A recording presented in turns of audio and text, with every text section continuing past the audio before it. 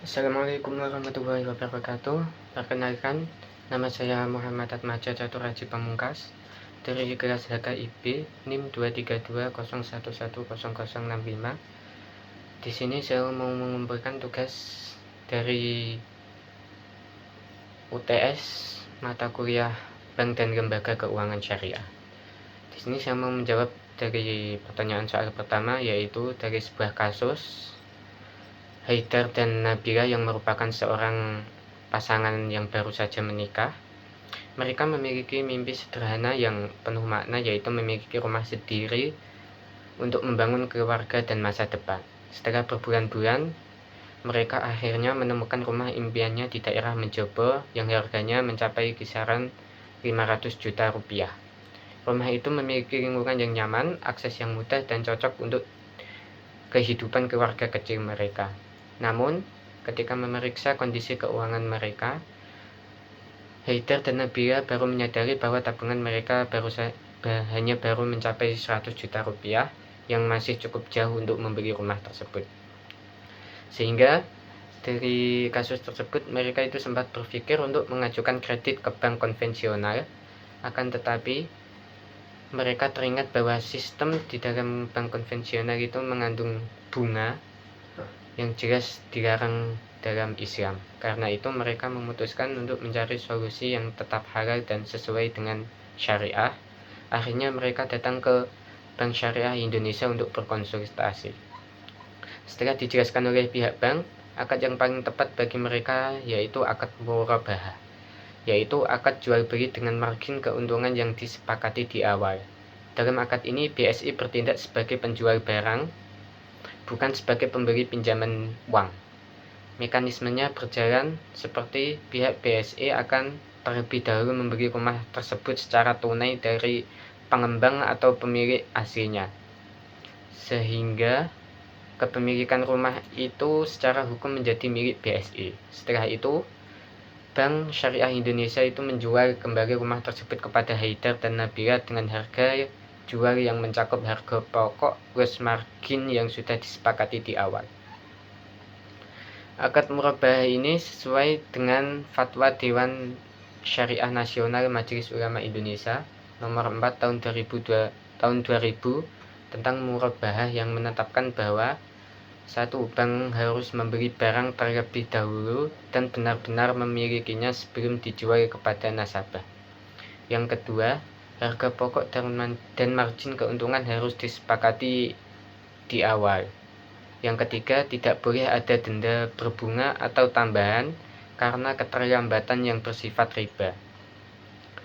Dari sisi hukum Islam, praktik ini juga berlandaskan pada Al-Quran Surah Al-Baqarah ayat 275, di mana Allah berfirman, Allah telah menghalalkan jual beli dan mengharamkan riba.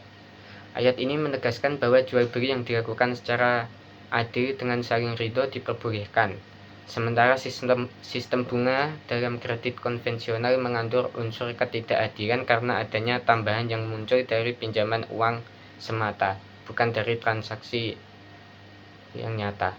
Selain murabahah, sebenarnya ada akad lain yang juga digunakan dalam pembiayaan rumah syariah, yaitu musyarakah mutanakisah atau kepemilikan bersama yang menurun. Dalam akad ini, BSI dan nasabah bersama-sama membeli rumah, lalu secara bertahap porsi kepemilikan bank dibeli oleh nasabah hingga akhirnya rumah sepenuhnya menjadi milik nasabah. Namun akad murabahah lebih sederhana dan umum digunakan terutama untuk pasangan muda seperti Haidar dan Nabila yang baru memulai kehidupan berumah tangga dan ingin memastikan harga yang tetap di awal perjanjian. Dengan demikian, melalui akad murabahah, Haidar dan Nabila bisa mewujudkan impian memiliki rumah sendiri dengan cara yang halal dan menenangkan hati. Mereka tidak terlibat dalam sistem bunga, melainkan transaksi jual beli yang nyata, di mana keuntungan bank berasal dari margin yang telah disepakati dan bukan dari tambahan atas pinjaman uang. Prinsip ini sejalan dengan tujuan utama ekonomi Islam, yaitu menciptakan keadilan, menghindari penindasan, dan memastikan setiap transaksi membawa keberkahan bagi semua pihak. Jadi, dengan memilih akad murabahah di BSI, Haider dan Nabila bukan hanya memperoleh rumah impian, tetapi juga menjaga keberkahan dalam kehidupan rumah tangga mereka. Karena rumah yang dibangun di atas prinsip syariah, insya Allah akan menjadi tempat tinggal yang penuh rahmat dan ketenangan. Soal nomor 2 yaitu fungsi perbankan syariah sebagai lembaga intermediasi. Fungsinya yaitu perbankan syariah memiliki peran penting dalam sistem keuangan Islam. Salah satunya adalah sebagai lembaga intermediasi keuangan atau finansial intermediary. Istilah intermediasi berarti menjadi perantara antara dua pihak utama dalam kegiatan ekonomi, yaitu pihak yang memiliki kelebihan dana atau surplus unit dan pihak yang membutuhkan dana. Dengan kata lain, bank syariah berfungsi mengumpulkan dana dari masyarakat yang kelebihan uang, lalu menyalurkannya kembali kepada masyarakat yang membutuhkan modal usaha atau pembiayaan tertentu. Tentu saja dengan tetap berlandaskan pada prinsip syariah, yakni bebas dari riba, gharar, dan maisir. Namun, berbeda dengan bank konvensional yang menyalurkan dana dalam bentuk pinjaman berbunga, bank syariah menyalurkannya melalui akad-akad yang halal dan produktif seperti 1. Akad bagi hasil, mudharabah, dan musyarakah. Dalam akad mudharabah, nasabah menyerahkan modal kepada pengusaha untuk dikelola, kemudian dibagi sesuai nisbah atau kesepakatan yang disepakati, sedangkan jika terjadi kerugian karena bukan kelalaian, maka ditanggung oleh si pemilik modal. Dalam akad musyarakah, kedua belah pihak, bank dan nasabah sama-sama menanamkan modal, berpartisipasi dalam usaha dan berbagi hasil sesuai kontribusi masing-masing. Yang kedua, akad jual beli murabahah. Dalam akad jual beli murabahah, salam dan istisna. Dalam murabahah, bank membeli barang yang dibutuhkan nasabah, kemudian menjualnya kembali dengan harga pokok ditambah margin keuntungan. Dalam salam dan istisna, pembelian dilakukan dengan sistem pemesanan barang di muka. Yang ketiga yaitu akad sewa, ijarah dan ijarah mutahiyah bitamlik. Dalam akad ini, bank menyewakan barang atau aset kepada nasabah dengan imbalan sewa tertentu. Jika di akhir masa sewa barang tersebut berpindah kepemilikan kepada nasabah, maka akad tersebut disebut ijarah mutahiyah bitamlik. Di sini terlihat jelas bahwa fungsi intermediasi pada bank syariah bukan sekadar menyalurkan uang, tetapi juga menciptakan hubungan kemitraan dan produktivitas ekonomi yang berkeadilan. Lalu cara bank syariah mendapatkan keuntungan jika tidak memungut bunga seperti bank konvensional? Jawabannya yaitu bank syariah memperoleh keuntungan dari aktivitas usaha yang nyata melalui mekanisme akad-akad yang sah secara syariah. Beberapa sumber keuntungannya antara lain yaitu bagi hasil. Keuntungan diperoleh dari hasil kerjasama usaha antara bank dan nasabah, baik melalui mudharabah maupun musyarakah. Jika usaha menghasilkan laba, maka laba dibagi sesuai nisbah yang telah disepakati di awal. Namun, bila usaha merugi bukan karena kelalaian, bank juga ikut menanggung resikonya. Yang kedua yaitu margin keuntungan dari akad jual beli murabahah. Dalam transaksi jual beli seperti pembiayaan rumah, kendaraan, atau barang modal, bank syariah menetapkan margin tetap di awal, bukan bunga berjalan. Margin ini adalah selisih antara harga beli dan harga jual yang disepakati di awal. Yang ketiga yaitu ujrah atau fee. Bank syariah juga memperoleh penghasilan dari jasa layanan seperti pengiriman uang, penukaran valuta asing, pemeliharaan rekening, serta pembiayaan dengan akad ijarah. Semua imbalan ini berupa fee yang telah disepakati dan bukan bunga. Yang keempat yaitu sewa dari akad ijarah. Dalam akad ijarah, bank menyewakan aset kepada nasabah. Keuntungan diperoleh dari biaya sewa yang dibayarkan kepada nasabah selama masa perjanjian. Jika di akhir masa sewa barang berpindah kepemilikan kepada nasabah, maka transaksi berubah menjadi ijarah mutahiyah bitamlik. Yang kelima yaitu investasi pada instrumen syariah. Bank syariah juga dapat menanamkan dananya pada sukuk atau obligasi syariah atau instrumen syariah atau instrumen pasar uang syariah lainnya yang sesuai dengan fatwa Dewan Syariah Nasional. Dengan demikian, fungsi intermediasi perbankan syariah bukan hanya memindahkan dana dari pihak surplus ke pihak defisit, melainkan juga membangun sistem ekonomi yang produktif, adil, dan bebas riba. Bank syariah juga tidak mencari keuntungan dari uang itu sendiri, tetapi dari aktivitas ekonomi yang nyata, seperti perdagangan, investasi, dan jasa yang handal.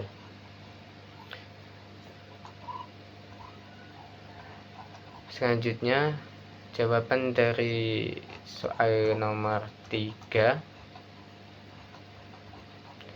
yaitu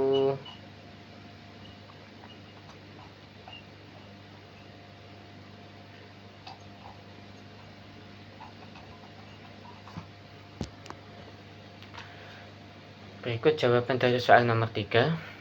Dalam ajaran Islam, kegiatan bisnis dan transaksi ekonomi tidak hanya dinilai dari keuntungan materi semata, tetapi juga dari nilai kehalalan dan keadilan. Oleh karena itu, Islam menetapkan sejumlah larangan dalam transaksi bisnis syariah agar kegiatan ekonomi tetap bersih dari unsur yang merugikan salah satu pihak dan tidak bertentangan dengan prinsip keadilan. Secara umum ada 3 hal utama yang dilarang dalam transaksi bisnis syariah, yaitu riba, gharar, dan maisir. Yang pertama yaitu riba atau tambahan yang dilarang. Riba berarti tambahan atau kelebihan yang muncul dalam transaksi pinjam-meminjam uang yang bukan berasal dari kegiatan usaha yang nyata. Larangan riba ditegaskan secara tegas dalam Al-Quran, di antaranya dalam surah Al-Baqarah ayat 275 yang menyatakan bahwa Allah menghalalkan jual beli dan mengharamkan riba.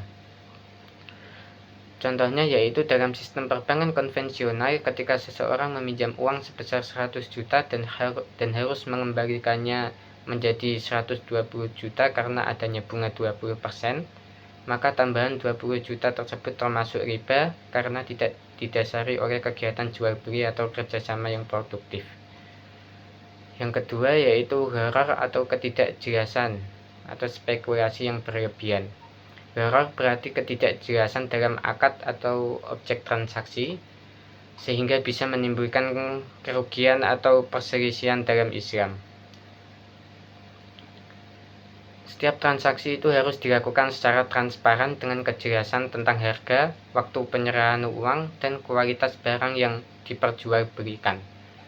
Contohnya, menjual barang yang belum jelas keberadaannya atau belum dimiliki, seperti seseorang yang menjual ikan yang masih berada di laut tanpa tahu apakah ikan itu bisa didapatkan atau tidak. Contoh lain, membeli rumah tanpa kejelasan sertifikat atau kondisi bangunannya. Transaksi seperti ini termasuk gharar karena menimbulkan ketidakpastian dan potensi penipuan.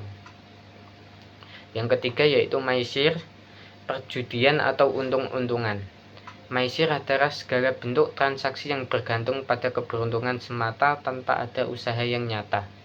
Dalam maisir, satu pihak masih mendapat keuntungan besar sementara pihak lain mengalami kerugian total seperti dalam perjudian.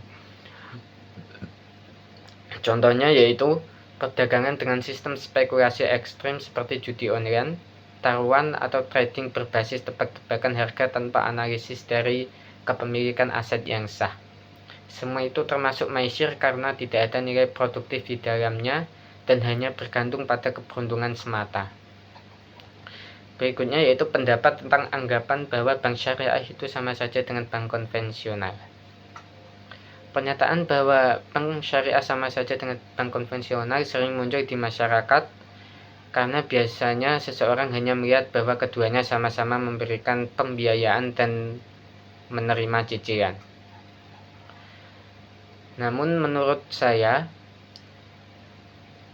jika ditelusuri lebih dalam, perbedaan mendasar antara keduanya itu sangat jelas baik dari prinsip akad maupun dari sumber keuntungannya. Bank konvensional itu beroperasi berdasarkan sistem bunga, di mana keuntungan diperoleh dari tambahan atas pinjaman uang. Sistem ini mengandung riba yang jelas dilarang dalam Islam, sementara bank syariah menggunakan akad-akad yang halal seperti murabahah, jual beli dengan margin keuntungan, mudharabah, dan musyarakah serta ijarah. Dalam bank syariah juga keuntungan bukan berasal dari uang yang berkembang karena waktu, tetapi dari aktivitas usaha yang nyata dan real. Selain itu, bank syariah juga menekankan keadilan, keterbukaan, dan tanggung jawab sosial. Misalnya dana nasabah itu bisa digunakan untuk kegiatan produktif seperti pembiayaan UMKM, pertanian, atau properti yang halal. Jadi, walaupun secara fisik keduanya itu sama-sama disebut bank, hakikat dan roh operasionalnya itu berbeda jauh. Bank konvensional mengejar materi semata, sedangkan syariah berorientasi pada keuntungan yang halal, adil, dan membawa keberkahan bagi masyarakat. Sekian jawaban dari soal UAS. Terima kasih. Wassalamualaikum warahmatullahi wabarakatuh.